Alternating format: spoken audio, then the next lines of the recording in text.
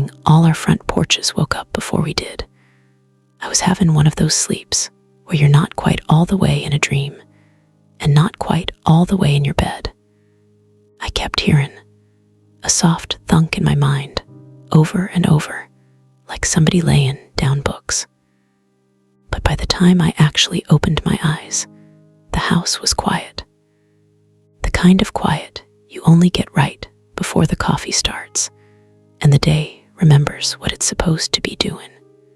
I shuffled into my kitchen, bare feet on cool linoleum, reached for my kettle, and happened to glance out the front window.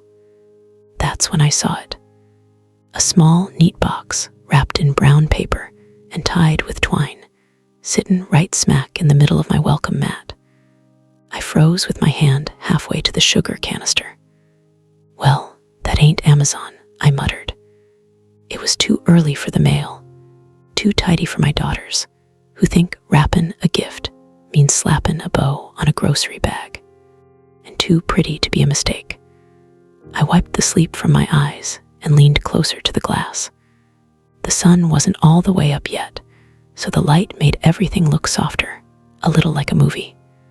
My box sat there, innocent as a kitten. Then I noticed something else. Across the street, on the Jenkins porch, there was another one. Same size, same paper, same twine. I squinted down the curve of our little cul-de-sac. On the Mitchell's steps, another box. On old Mr. Green's chipped concrete stoop, another. Even at the townhouse on the corner that'd been empty for months, something small and square sat against the door. Every house I could see had one. I stood there with my hand on my kettle, watching the world I thought I knew like it had grown a second head overnight. Lord have mercy, I whispered. We got us a situation. I turned off the stove before it even heated up and headed for the front door. Air outside smelled like wet bricks and last night's rain. My porch boards creaked in their usual way, complaining, but holding steady as I stepped out. Up close, the box was even neater. The brown paper had been folded with care, corners sharp, no tape sticking out awkward. The twine was tied in a bow that would have made my grandma proud. No name on top, no address, no little from label. Just a box, about the size of a hardcover book, waiting for me like it knew who lived here. I bent down and picked it up. It had weight to it, but not heavy like a brick, more like, I don't know, like a keepsake. I held it up to my ear like a curious child.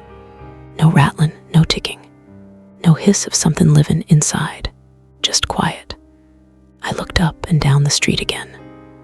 I wasn't the only one out there anymore.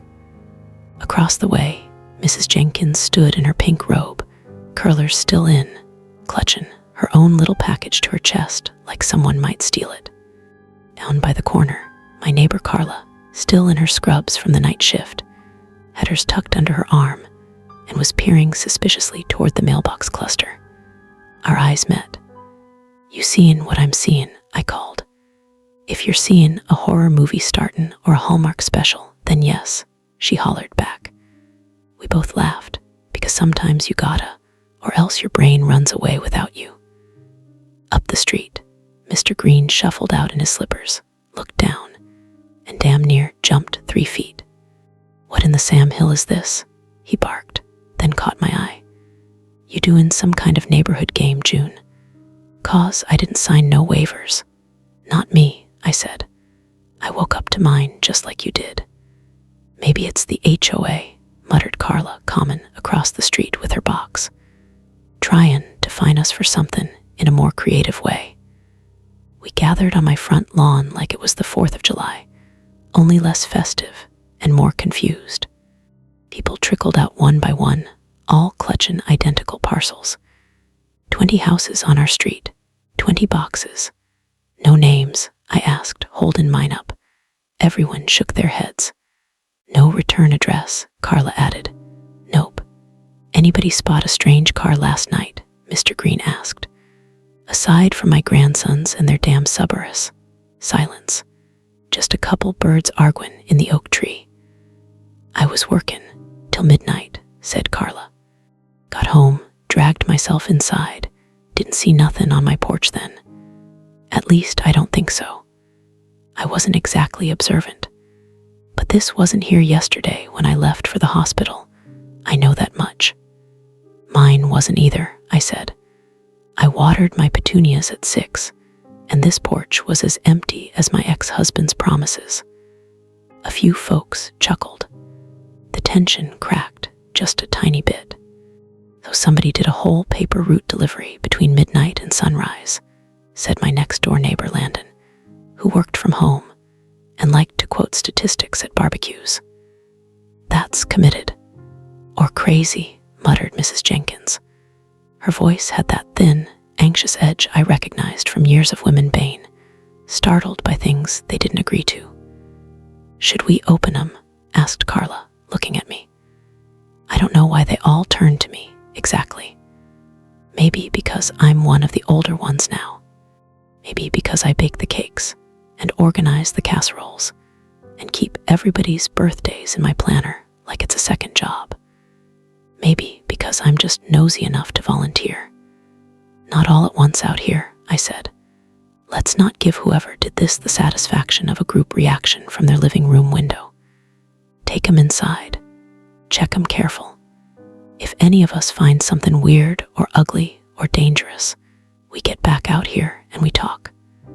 And if it's nice, asked little Missy from 2 doors down, her 7-year-old eyes round with hope. Can we keep it? I smiled at her. If it's nice and it feels like it's meant for you, then yes, baby.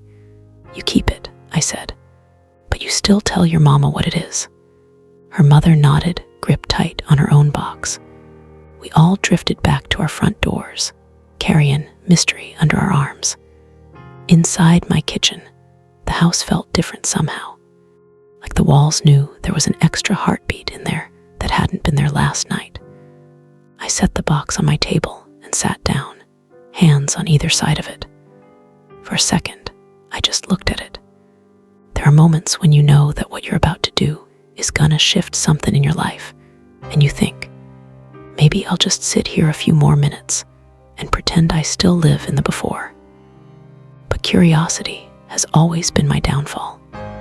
I slid my fingernail under the edge of the tape and peeled. The paper came away easy. Underneath was a plain white cardboard lid. No logo, no pattern, just blank. I lifted it off. Nestled inside on a bed of soft white tissue was a small, familiar shape, a ceramic rooster, chubby, hand-painted, feathers chipped at the tail. I sucked in a breath. Oh my Lord, I whispered. You have got to be kidding me. That little rooster had sat on my mama's stove for as long as I could remember, pecking the steam with his chipped beak while she stirred gravy and fussed at us for running in and out. When Mama died, ID looked everywhere for him, digging through boxes in my sister's garage and under newspaper in my brother's hall closet. I'd assumed he'd gotten broken in the shuffle, or tossed by someone who thought he was just old junk. But here he was, sitting in my kitchen again, looking up at me like, well, you gonna make biscuits or just stare? My hands shook as I lifted him out. The weight, the feel of his smooth little body under my thumb sent me straight back to being 8 years old, standing on a step stool, watching Mama pinch off dough. Underneath the rooster, folded in the tissue, was a small square of paper. 2 lines written in blocky, careful print. Thought he belonged here. A neighbor. I sat back hard in my chair. A neighbor. Not named. Not identified. Just someone who lived close enough to know this rooster was part of my story. Someone who'd gone out of their way to find him, wrap him, and put him where I couldn't miss him.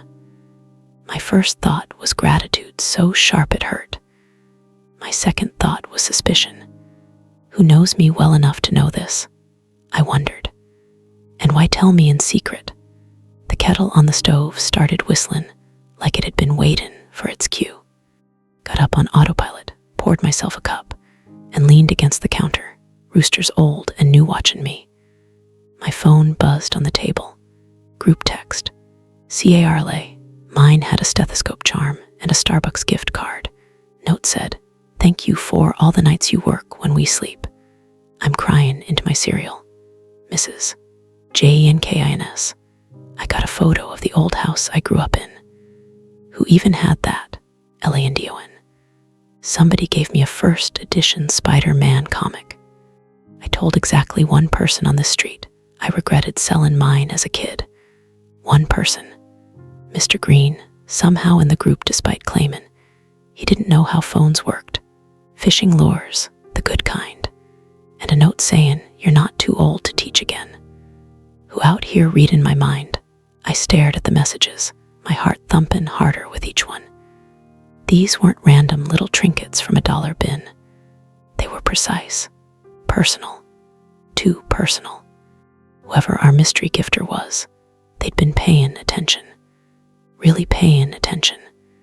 And in a town where most of us sleep with one eye open for gossip and the other for safety, that's a comfort and a concern wrapped up in the same package. I set my coffee down and picked up my rooster again. "All right," I said to him. "Looks like we've got ourselves a neighborhood angel or a neighborhood spy." Either way, I knew this much. I wasn't just gonna sit back and let it stay a mystery. Not when it involved my mama's rooster, my neighbors' hearts, and someone moving around our porches in the dark. I slipped the little ceramic bird onto the back corner of my stove, right where he used to sit in Mama's kitchen, and grabbed my house shoes. Time to go make some visits. Our street, Magnolia Circle, is one of those places that looks like it came in a set. 3 styles of houses, 4 acceptable paint colors, and enough matching mailboxes that you feel like you're living in a brochure. Young families, retirees, a few in-betweens like me. On trash day, we all drag our cans out in a kind of silent communion. On holidays, we all pretend we didn't compete over who had the better wreath. But that morning, with folks clutching their little mysterious treasures, it felt different. Like the paint had chipped just enough for the real wood to show under the surface. I started with Carla, mostly because she'd already texted, and I knew she'd have caffeine. Her front door was propped open, with a shoe screen letting in the cool air. I knocked on the frame and stuck my head in. "That better be you, June," she called from the kitchen. "If it's the HOA asking about my lawn again, I'm hidden in the pantry." "It's me," I said, stepping inside. Her kitchen smelled like coffee and toast, and the faint metallic tang of hospital on her clothes. She sat at the little table in her scrub pants, hair pulled up in a messy bun, stethoscope charm in her hand. She held it up.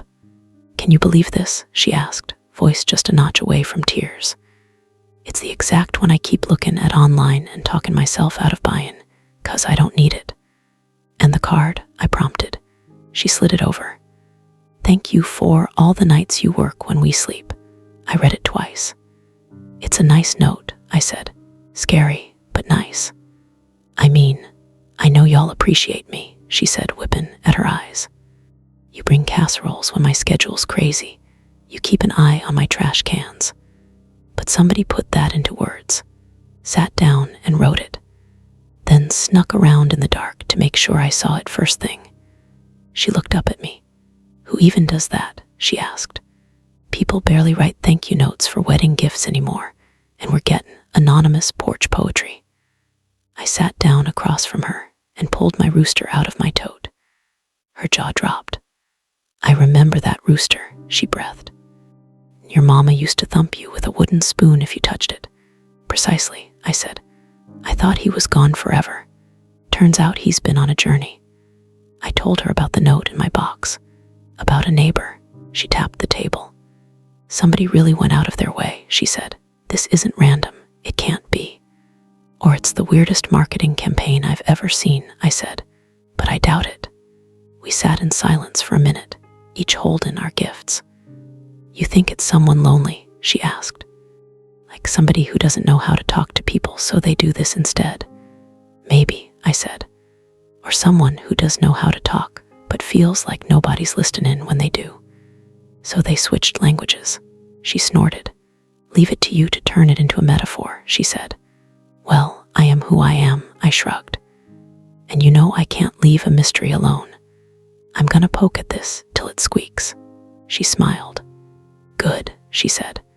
Because if I find out it's the HOA, I want to be prepared. When I left, I felt the shape of the rooster in my bag bumping against my hip, like a heartbeat. Next stop, Mr. Green. Old Man Green had been on this street longer than any of us. He knew who lived in every house before the current folks, and half of their dogs' names. He was also as suspicious as a cat in a room full of rocking chairs, so I figured his perspective would balance out my sentimental leanings. He answered his door in his usual uniform, flannel shirt, suspenders, and socks with sandals. You here to talk about the presents? He asked, without even saying hello. Among other things, I said. You gonna let me in or make me shout through the screen? He sighed like I'd asked him to move furniture. Come on, he said, swinging the door open. His living room walls were lined with fishin' photos, him in various stages of youth, holding up bass and trout with a grin that showed more teeth than he had now. On the coffee table sat a small tackle box, lid open, full of shiny new lures. Not the cheap ones from the discount bin either, the good ones. He picked one up, let it dangle. There's about 8 of them, he said. All different, all good. Your average man doesn't just have this stash handy unless he knows what he's doing or he's spending too much time on fishin' websites. I take it you're pleased, I said. He sniffed. I'm suspicious, he corrected. Then pleased, then suspicious again. What the note say? I asked. He nodded toward the table. I picked up the card. You're not too old to teach again. I looked at him. You been talking about teaching? I asked. Fishin'? Or in general? He rubbed his jaw. Couple months back, I was out on the sidewalk showing that little Russell boy from down the way how to cast a line, he said. His daddy's useless with anything that doesn't plug in, bless him. I said something like, I'm probably too old to be running around on creek banks with kids, but it feels good. And somebody heard you, I said. Must have, he grumbled. I set the card down. How do you feel about the idea? I asked. What idea? Teachin' again, I said. Thought about maybe offering a little Saturday fishin' clinic or something. There's a bunch of boys and girls on the street who'd probably love to learn how to untangle a reel. He shrugged, but his eyes brightened just a touch. Thought crossed my mind, he admitted. Then I thought of all the paperwork and the parents and the lawyer commercials on TV, and I talked myself out of it. Paperwork or not, someone thinks you're still worth learning from, I said. Seems to me that's a message worth hearing. He looked at the lures again.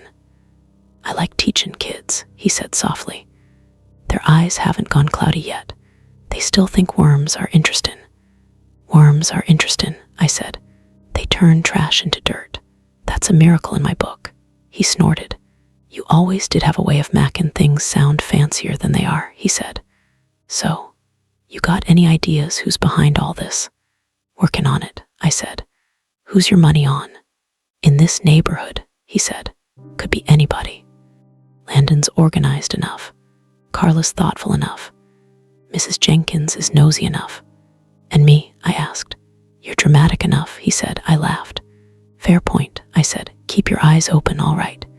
See if you notice any patterns. Gifts like this, they say as much about the giver as the receiver. He raised a brow. Look at you, Miss Marple, he said. Miss Marple baked better than me, I said. But I'm willing to try. Over the next week, the street hummed with theories. At first, folks whispered. And the whisper grew loud enough to become front porch conversations, then backyard fire pit debates. Somebody suggested it was kids playing a prank. That idea died quick when we realized how precise the gifts were. Somebody else suggested it was a church initiative. That went nowhere. Our pastor could barely get folks to sign up for potluck sides. Never mind midnight gift deliveries. Few more cynical souls muttered about marketing, about hidden cameras, about the social experiment nonsense you see online. But no cameras appeared. No TikTok revealed us as unwitting extras. The boxes had no branding, no QR codes, no follow us, just the gifts. And those little printed notes. We started comparing.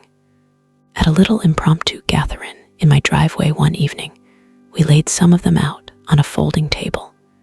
Carla's stethoscope charm, Mr. Green's lures, Landon's comic, a paint set for the widow at the end of the cul-de-sac who told me she hadn't picked up a brush since her husband died, a box of fancy tea, and a soft eye mask for a new mama whose baby never slept, a set of sturdy garden gloves and knee pads for me, actually, in a second box that arrived a few days later with a note saying, "Some things are worth kneeling for, but your knees deserve help."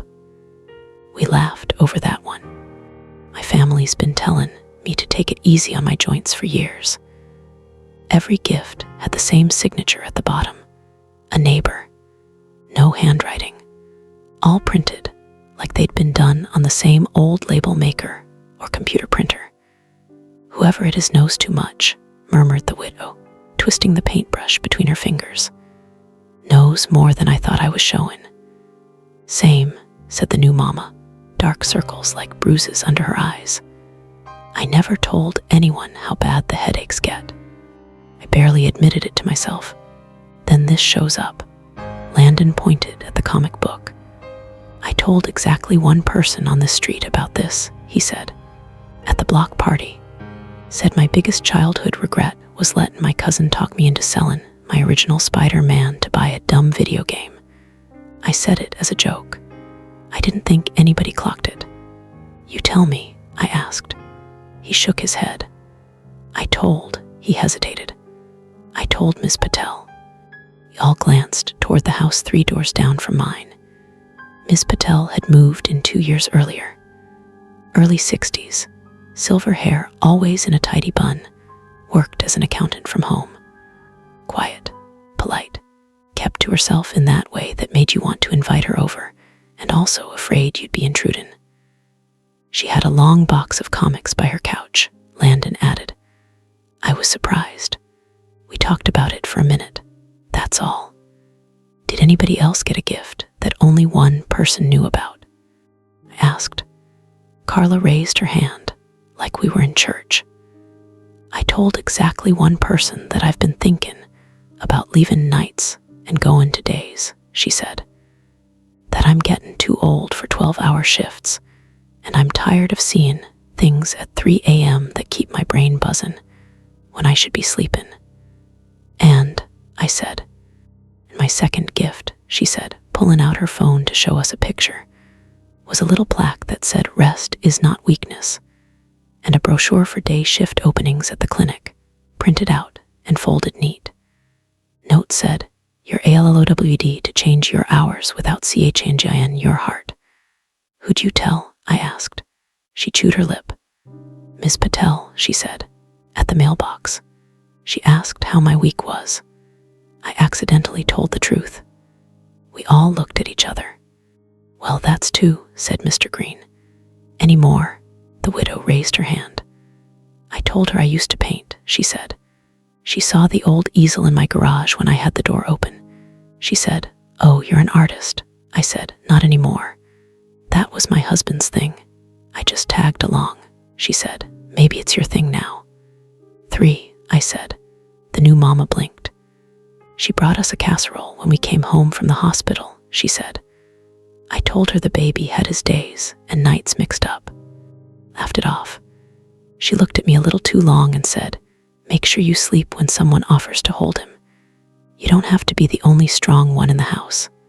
We all turned like the air itself had pointed. Well, damn, muttered Carla. We found our ghost. I shook my head slowly. Let's not jump, I said. If it is her, there's a reason she's been quiet about it. If it's not, We don't want to go bangin' on her door accusing her of kindness she didn't commit. You gonna talk to her?" asked the widow.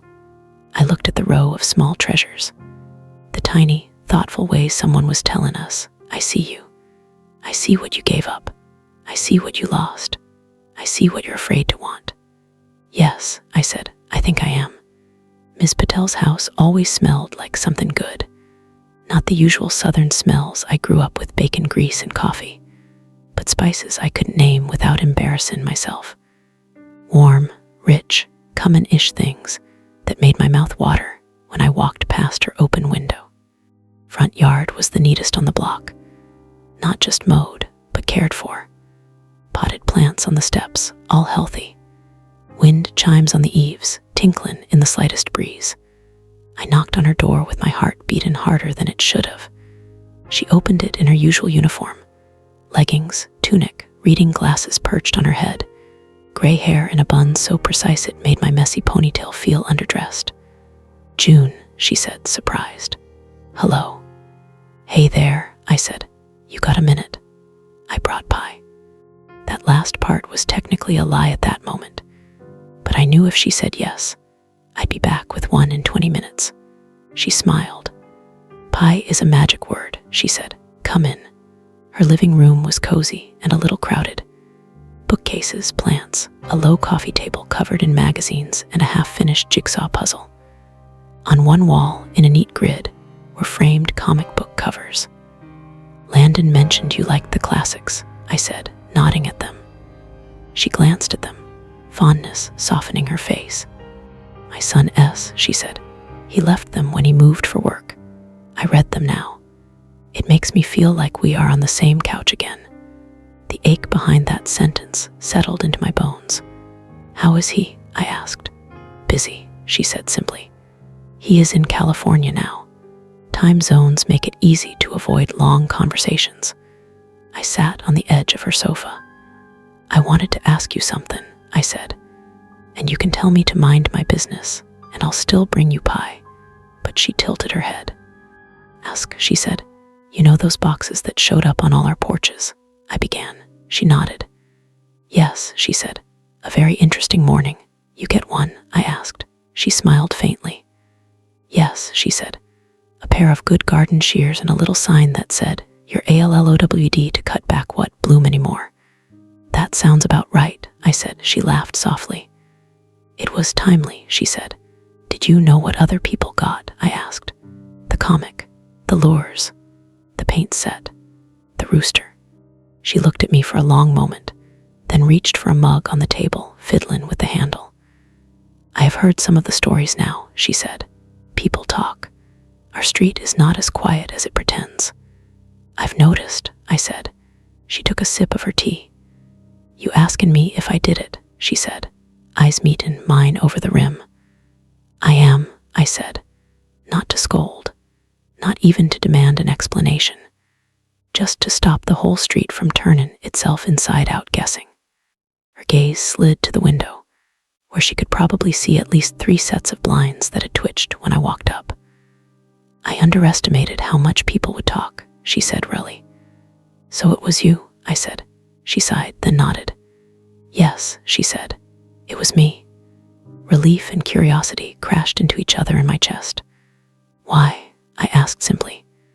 She put down her mug and folded her hands in her lap, talking a moment like she was arranging thoughts on a shelf. "When I moved here," she said, "I was very clear with myself. I would mind my own business. I would be the quiet neighbor with the tidy yard. I would not get entangled." I nodded. I remembered that phase, the polite waves, the declined invitations.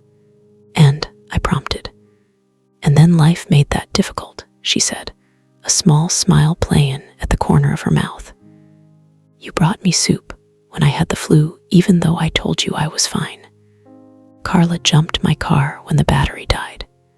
Mr. Green carried my groceries when I hurt my wrist." She looked down at her hands. "People kept spilling pieces of their lives on my front step," she said. "Not on purpose, always. In moments when they were tired, or frustrated, or lonely." She ticked them off on her fingers.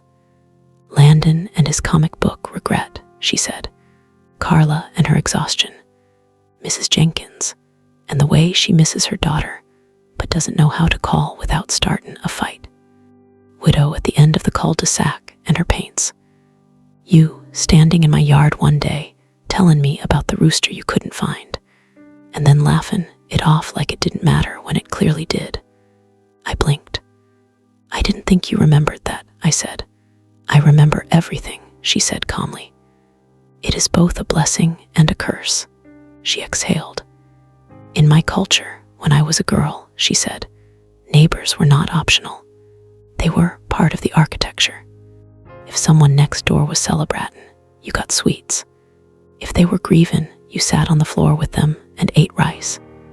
Here, I learned that privacy is the religion. People suffer 2 feet away from someone mackin' dinner, and they both pretend not to hear. She shook her head. I got tired of pretendin', she said. So you started listenin', I said. I was always listening, she corrected. I just started doing something with what I heard.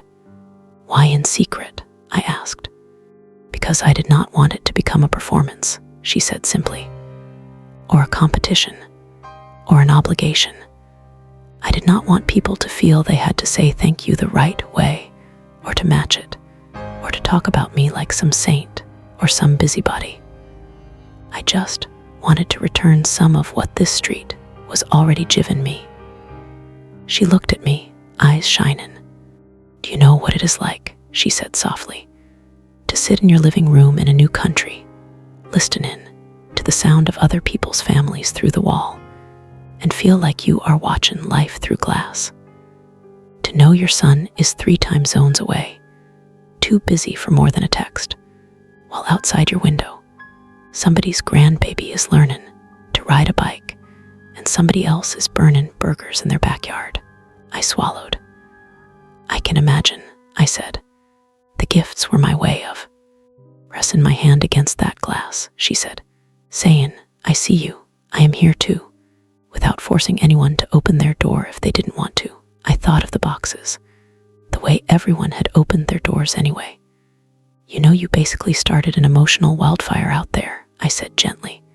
She smiled ruefully. I underestimated the flammability, she said. We sat in silence for a moment.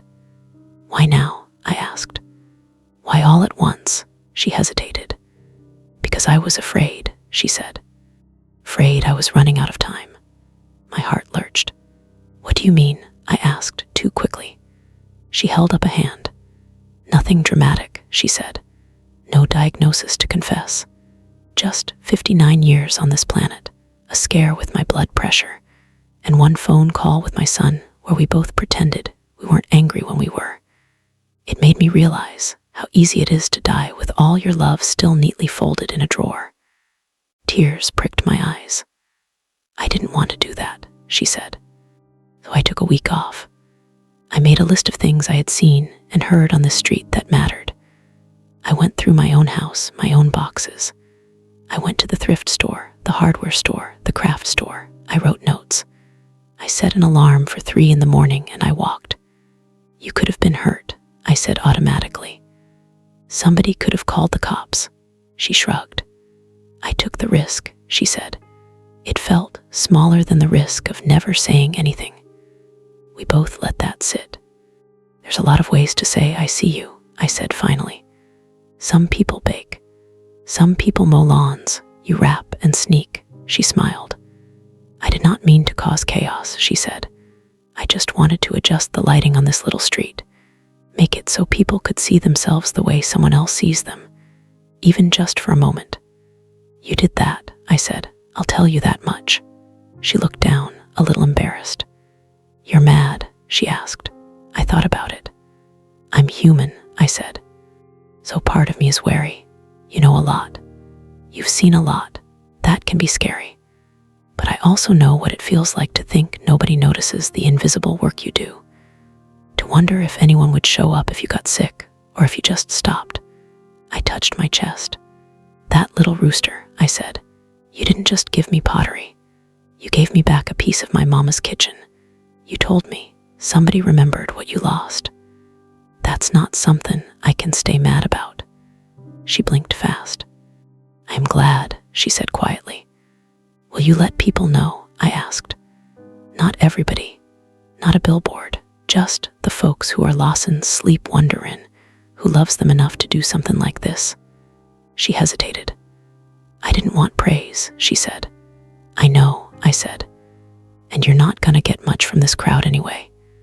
We're too busy arguing over trash day. But I think there are people out there who need to look you in the eye and say thank you. And I think you might need to hear it, even if you don't think you do. She sighed. You are very persuasive, she said. It's a gift, I replied. Apparently, we're tradding those now. The reveal didn't happen with trumpets or a banner. It happened on a Sunday afternoon in my backyard with paper plates and potato salad. Just some neighbors getting together. I told everyone in the group text. Bring a lawn chair and your mystery gift if you want. We'll figure out what to do with all these feelings together. They came. Of course they came. We're Southern. Give us the flimsiest excuse and we'll show up with a casserole and a story. I dragged out my folding tables, laid a tablecloth over the splinters, and set out sweet tea. Kids ran through the sprinkler. Dogs begged under chairs. The mystery of the boxes buzzed in the air like static. Ms. Patel came, too, holding a Tupperware container and looking like she might bolt any second. Introduced her dish as the best chickpea thing you'll ever put in your mouth. People laughed, took spoonfuls, and when they came back later for seconds, their eyes softened toward her without even knowing why.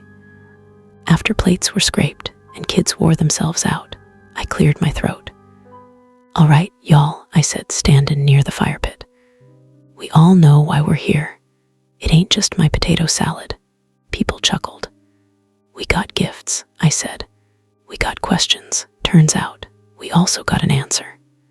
Yard quieted. I looked at Miss Patel. She shook her head minutely, then nodded, like she was arguing with herself and Lawson. It was me, she said, before I could. I am the ghost of the porch. The phrase was so unexpected, a ripple of laughter went through the group. You, said Mr. Green, squinting. You're about as scary as a Hallmark commercial. That was the idea, she said. How'd you know all this stuff? Landon asked.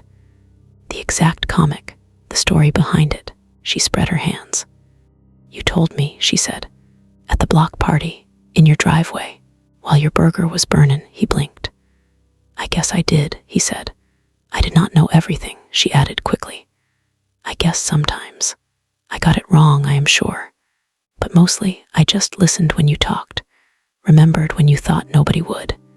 People shifted in their chairs, realizing how much they'd been confessing without realizing. Why keep it secret? Asked the widow, voice gentle. Why not just knock and say, here, I thought of you? Ms. Patel looked down at her hands. Because I was afraid if I made it about me, she said, it would feel like a debt, like you owed me gratitude. I wanted it to feel like, she searched for the word, like the universe had sent you a postcard, she finished. Signed, love, a neighbor. I wanted that to be enough.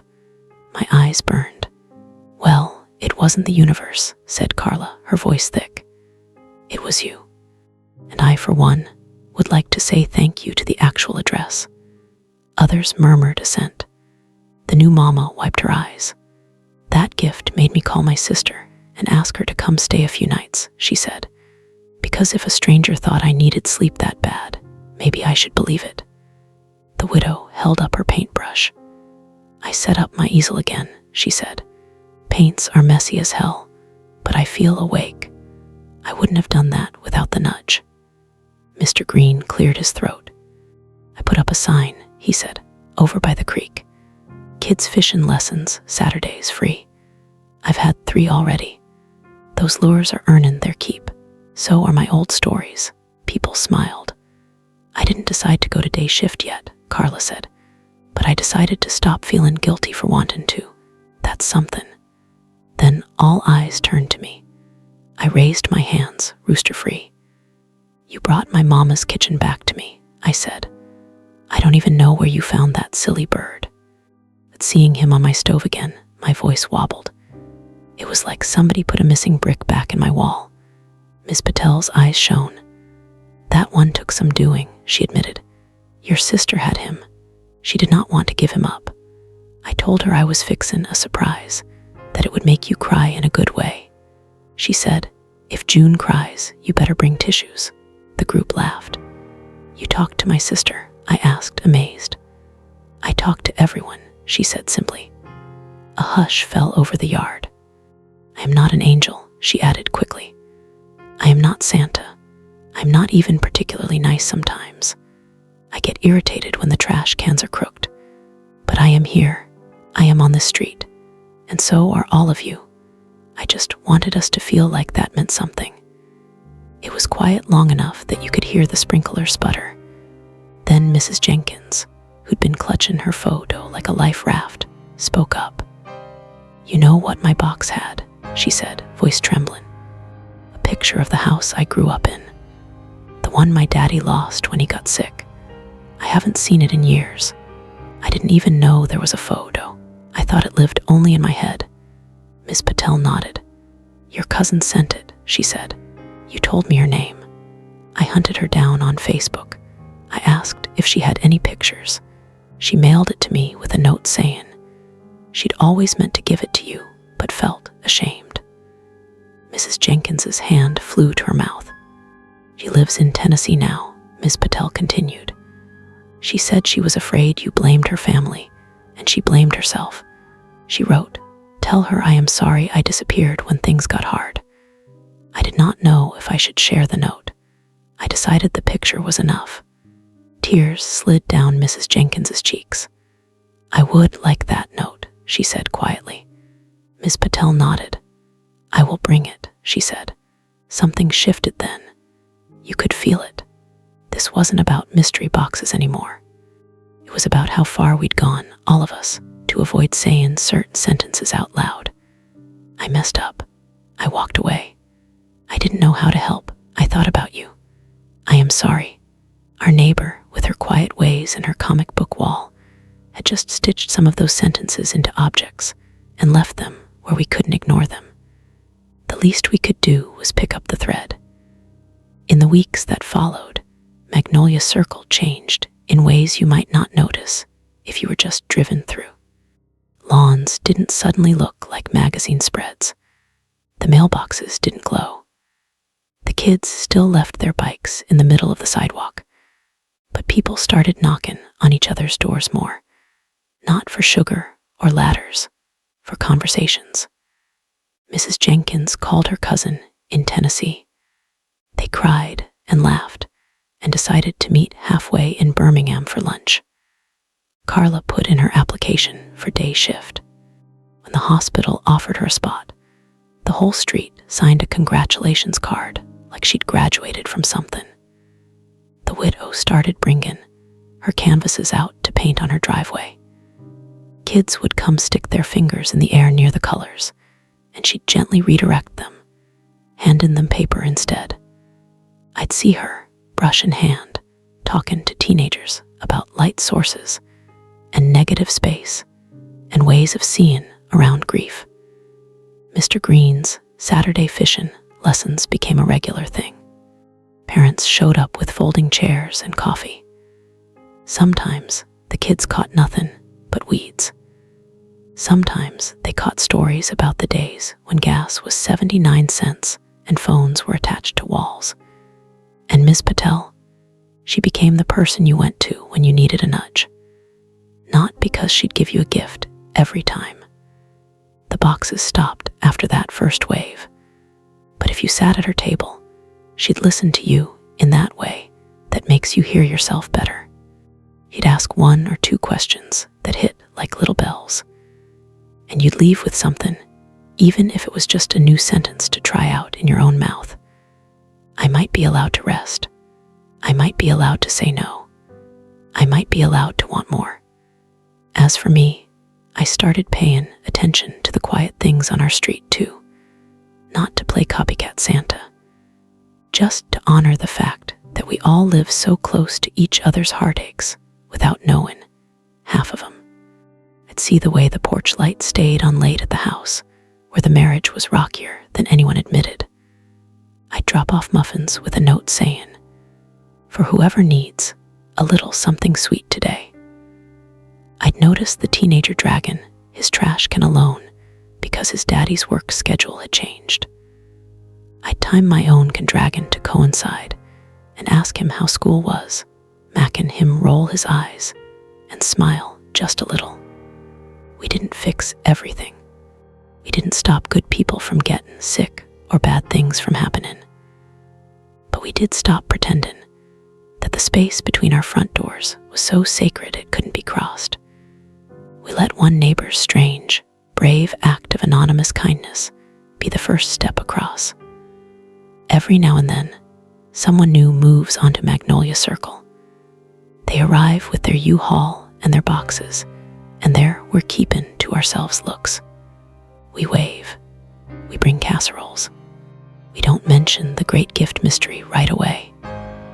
That story comes out later, around the second or third potluck, when they've started settling into the rhythm of the street. We point at Carla's charm, at Mr. Green's lures, at the paint set, at my rooster. We tell the story of the night our porches woke up with presents we didn't order. We tell the story of the quiet woman who listened so hard she heard what we wouldn't admit out loud. We tell the story of how we all stepped a little closer together after that.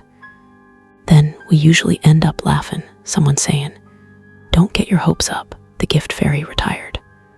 But the truth is, the gifts never really stopped. They just changed shape.